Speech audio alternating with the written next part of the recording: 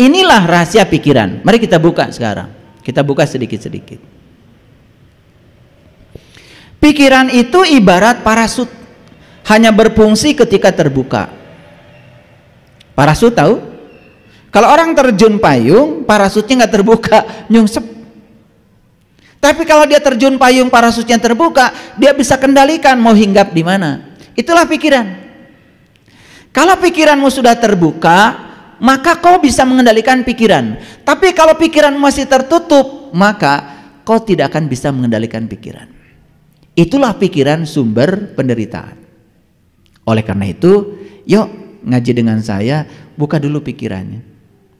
Jangan semua yang saya sampaikan ini timbul konflik di dalam diri, terutama karena dalam diri kita sudah banyak pengetahuan. Ya? Oke. Yang kedua, ketika pikiran diam, seluruh alam semesta pasti menyerah. Jadi kalau kita ingin diberkahi semesta, maka istirahatkan pikiran. Karena pikiran ini kalau nggak loncat ke masa lalu, pasti loncat ke masa depan. Dan pikiran itu tidak suka saat ini. Padahal hidup itu di sini, saat ini, sekarang. Ya. Saya pastikan ya, kalau saya tanya, di dompetmu ada uang? Adalah, walaupun 10.000, 50.000, 100.000 ada, saya yakin. Saya bisa lihat kok dompetmu. Tapi begitu kalian dibawa ke masa depan oleh pikiran, pasti akan berpikir nanti, besok, lusa seperti apa. Kita jadi cemas dan takut tentang masa depan, padahal yang sedang dipikirkan itu adalah ilusi saja, bukan kenyataan. Kenyataannya beras hari ini punya, kenyataannya duit juga ada, kenyataannya anak sehat, sekolah biasa. Tapi mikirin, oh nanti biaya sekolah gimana? Nanti urusan nanti, karena nanti itu ditentukan oleh hari ini. Makanya hadir di sini saat ini sekarang, itulah yang disebut dengan mindfulness. Itu namanya kesadaran. Pikiran kita tuh tidak suka dua, tidak suka satu, yaitu hadir di sini. Sukanya itu membawa kita ke masa lalu. Kalau kita dibawa ke masa lalu, pasti kalian sedih. Kalau dibawa ke masa depan, pasti takut dan cemas. Makanya Quran itu sangat hebat. Quran itu mengatakan la takhaf wa la tahzan. Jangan takut dan jangan sedih. Takut itu tentang masa depan, sedih itu pasti tentang masa lalu. Makanya di sini saya menyediakan klinik holistik. Yang sudah kadung pikiran-pikiran buruk masuk alam bawah sadar, sudah masuk di memori jangka panjang, itu harus dikeluarkan dengan teknik hipnoterapi. Itu yang disebut dengan menyembuhkan penyakit dari akarnya. Itu yang namanya penyembuhan secara holistik. Kita selama ini sakit kepala langsung minum obat sakit kepala, sakit pinggang minum obat penghilang rasa sakit pinggang. Kalian itu cuma menghilangkan rasa sakit sesaat, akarnya nggak pernah disentuh. Padahal akarnya alam bawah sadarmu yang harus dibereskan. Di situ sumber penyakitnya sebetulnya. Makanya riset modern mengatakan 50% simptom penyakit fisik itu karena jiwanya kotor. 25% sakit fisik kontribusi dari mentalnya brengsek.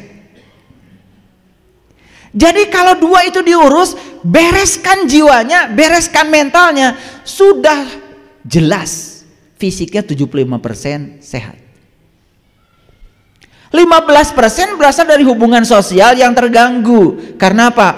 Orang yang masih konflik dengan dirinya sendiri pasti akan konflik lewat mulutnya dengan orang lain.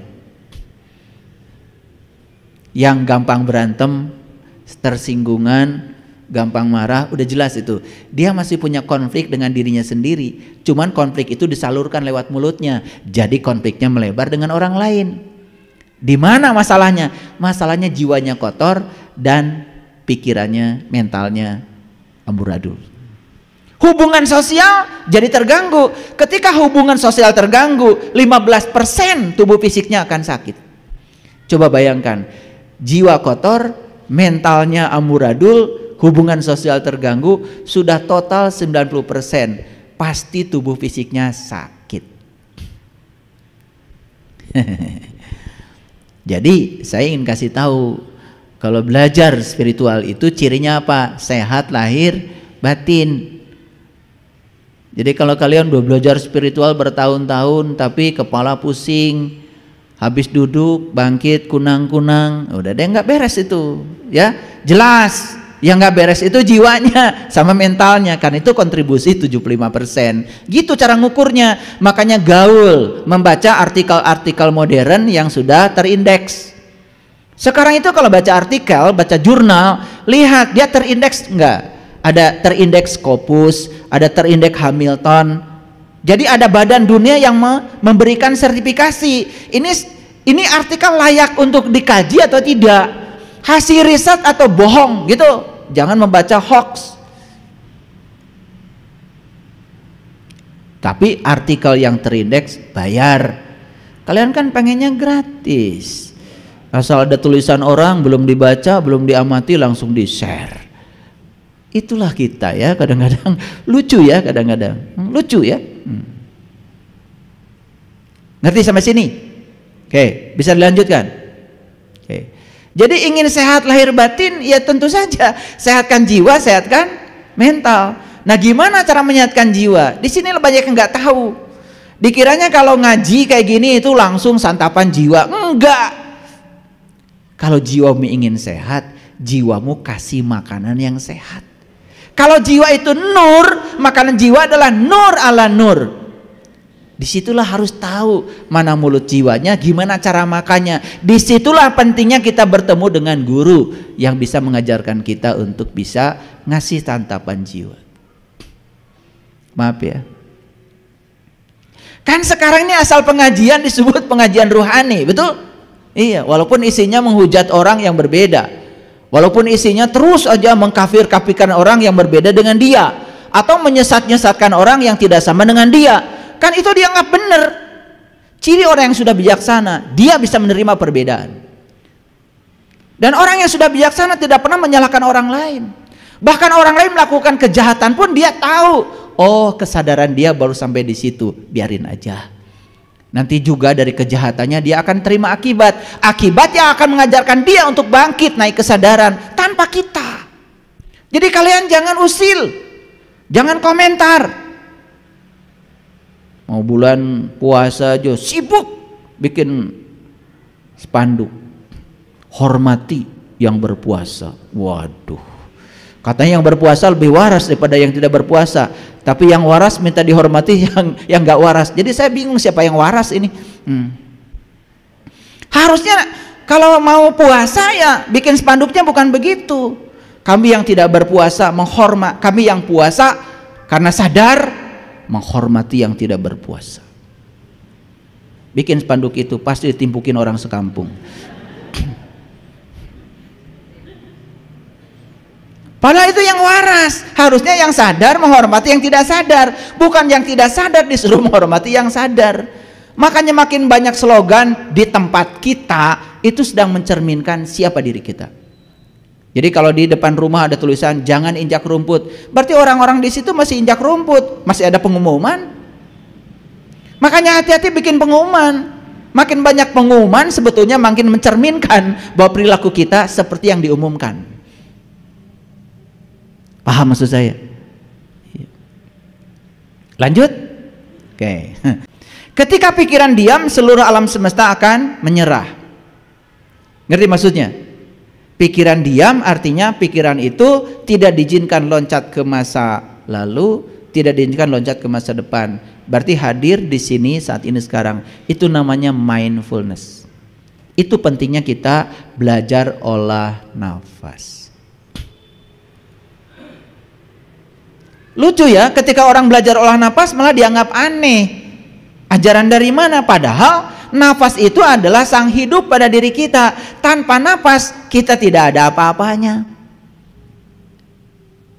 Yuk saya mau kasih tahu sama kalian semua. Orang bikin HP ini, bikin laptop saya di depan saya ini, bernapas nggak? Bernapas. Itu hanya menggunakan napas biasa, masuk keluar nggak diolah. bisa bikin laptop. Orang bikin pesawat pakai napas nggak? Pakai napas. Hanya menggunakan napas biasa, yang biasa aja keluar masuk seperti biasa, itu orang bisa menciptakan peradaban yang sedemikian luar biasa. Bayangkan kalau nafas diolah. Bayangkan seperti apa semesta ini. Peradaban yang kita capai itu luar biasa.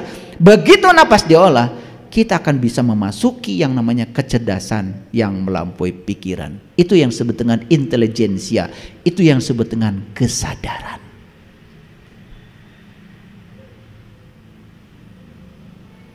Makanya Rama pernah kehilangan Sinta, karena Sinta dicuri oleh Rahwana.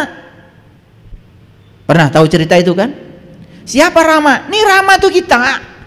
Siapa Sinta? Sinta tuh kesadaran yang ada pada kita. Siapa Rahwana? Rahwana tuh pikiran kita. Karena kesadaran dicuri oleh pikiran kita, makanya Rahwana disebut Dasamuka. Dasamuka itu 10 wajah.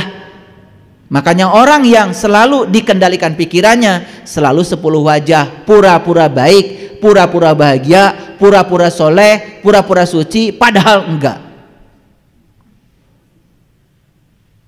Nih kalau lagi gini di masjid nih, semua kan kelihatan seperti sabar.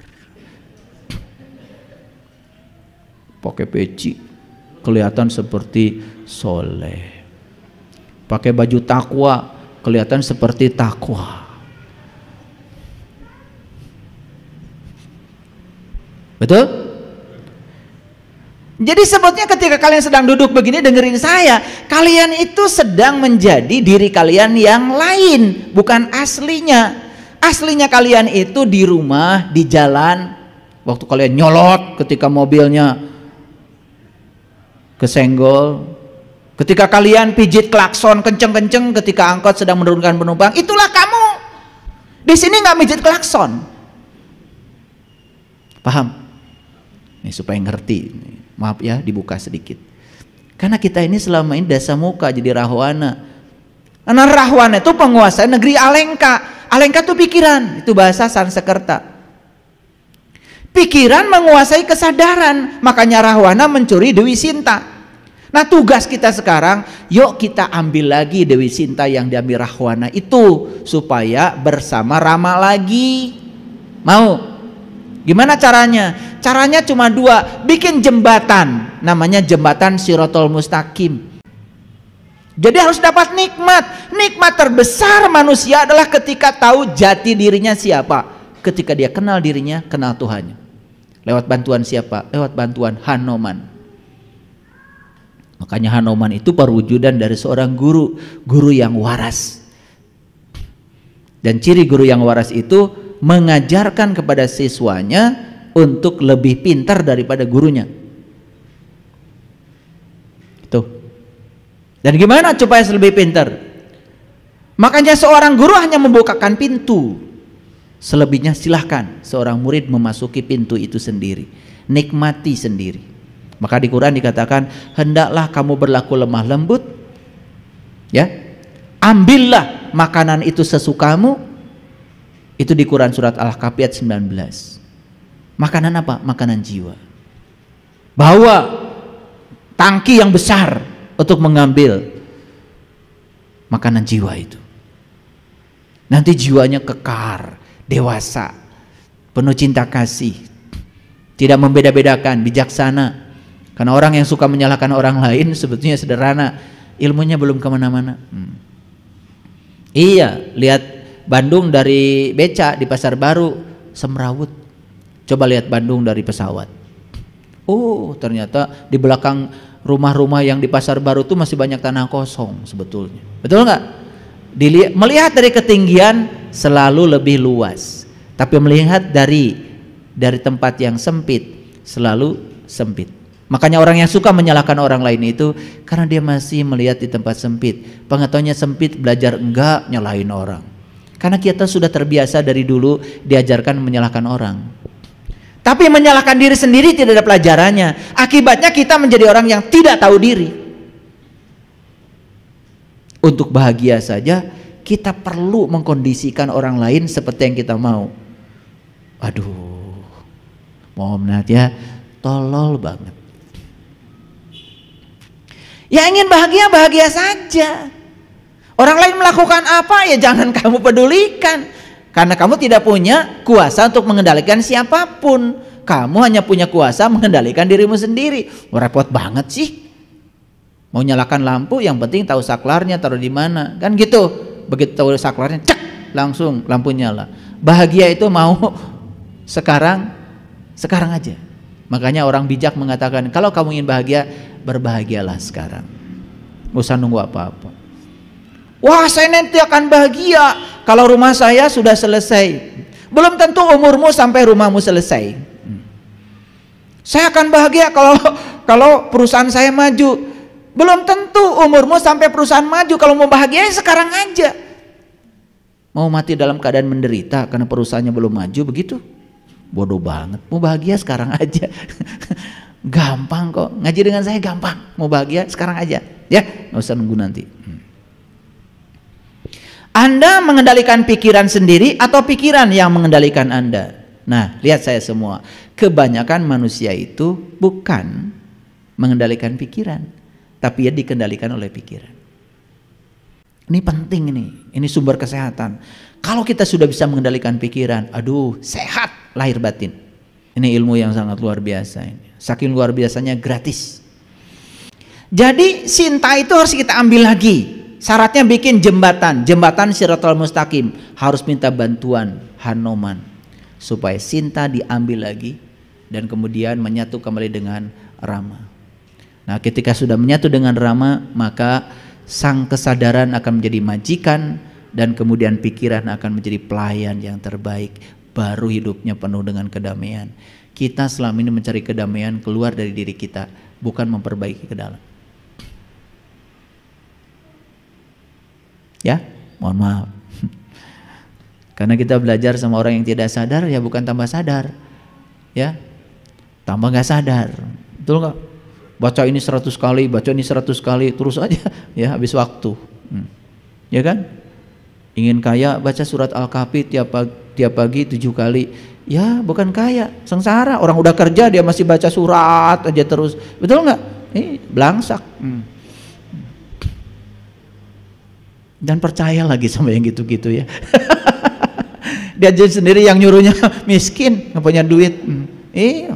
Motor aja nyicil diambil leasing. Udah gitu ngajarin begitu. Kalian tuh kadang-kadang suka aneh ya. Pengen kaya, cari dukun. Dukunnya aja tinggal di saung, pinggir hutan, tanah aja nggak punya. Saung juga punya siapa? Ngajarin kaya. Ya Allah. Coba waras sedikit ya. Makanya saya sama kadang-kadang suka bergurau saya sama murid-murid saya. Kamu itu bikin malu aja. Kenapa ya? Ke rumah saya jangan pakai mobil jelek itu. Maaf ayah, pada saya cuma bergurau aja. Besoknya dia bawa mobil bagus. Gimana nih mobil? Nyicil ayah. Bagus. Mobil siapa ini? Mobil saya. Bukan, mobil Allah. Kamu dikasih hak guna pakai. Insya Allah nanti yang nyicil Allah, karena Allah yang punya. Oh gitu ayah. Ya. Udah masih tahu lagi sama saya. Alhamdulillah tiap bulan tepat waktu cicilannya. Gitu. Karena pikiran, betul nggak? Iya. Kayaknya saya suka bergurau ya. Ketemu saya, kamu aduh itu sepeda motor udah kayak gitu masih dipakai, sepatu butut, janganlah. Saya bergurau aja supaya iya katanya Tuhannya maha kaya lah, kamu kayak gitu. Tuhan kamu yang mana? Ya makan minum kopi aja kamu susah. Ini antara pikiran, kata-kata dan perbuatan harus selaras, ya kan? Iya kan, kita sering dengar tuh ya orang-orang yang menghujat ya, kadang-kadang di rumah suci menghujat orang lain yang ngurusi dunia. Wah itu terlalu duniawi sampai nggak ingat akhirat. Tapi giliran dia bangun masjid kan minta sama dia. Gimana sih kamu ini? Betul nggak? Iya. Yang sekarang ngaji bagus, Yang sekarang nggak ngaji karena orang tuanya sakit, bagus. Kalian bisa datang di sini, bagus. Yang sekarang sedang kerja karena nggak punya makanan, bagus. Kalian juga ada di sini karena kalian punya beras cukup kan di rumah. Kalau nggak punya beras, kalian juga belum tentu ada di sini. Semuanya bagus. Yang jelek itu pikiranmu. Jadi mulai sekarang stop berkomentar pada orang lain. Jangan usil, jangan komentar, maafkan, biarkan. Itu ilmunya. Itu wiridan dari saya itu. Ya, saya nggak ngasih doa-doa yang macam-macam. Jangan usil, jangan komentar, maafkan, biarkan. Itu aja. Suami pulang terlambat, jangan usil, jangan komentar. Sudah, siapkan teh kesukaannya, siapkan buka kaos kakinya, peluk. Udah, pura-pura nggak tahu aja. Beres urusan. Betul nggak? Lah iya, dikomentari pulang dari mana, sama siapa, kemana dulu, waduh ya ribet. Ini kan sebenarnya soal cara. Cuman kita selama ini mengabaikan cara yang semacam ini. Betul nggak? Iya. Ingin suami baik, terus dia ceritakan keburukannya. Masuk alam bawah sadar, bless jadi doa. Ya suaminya nggak baik-baik. Ceritakan yang baiknya aja, walaupun kenyataannya belum baik. Semoga kata-katamu jadi doa. Kan begitu. Ngerti maksud saya? Makanya kalau ingin hidup bahagia, bicarakan yang kamu bahagia. Kalau ingin bahagia, pikirkan yang kamu bahagia. Itu aja ilmunya.